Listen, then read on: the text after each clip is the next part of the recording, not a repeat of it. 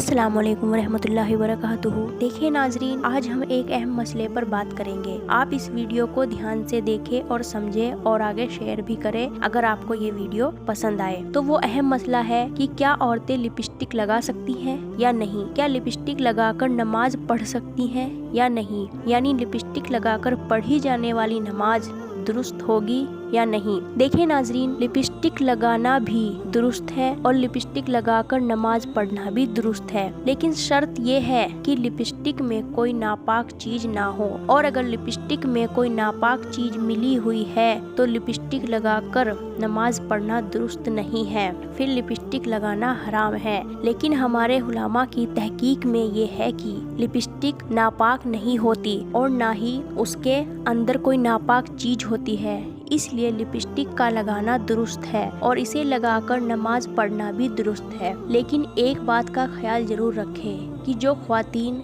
Lipstick लगाती हैं वो वजू करते वक्त लिपस्टिक को अच्छे से साफ कर ले, यानी उसे पूरी तरह से उतार ले, क्योंकि कुछ लिपस्टिक ऐसी होती है जिनके अंदर पानी नहीं पहुंचता और अगर अंदर तक पानी नहीं पहुंचता तो वो वजू भी नहीं होता, और जब वजू ही मुकम्मल नहीं होगा तो हमारी नमाज भी नहीं होगी। इसलिए लिपस्टिक को अच्छे से उतार कर ही वजू करें।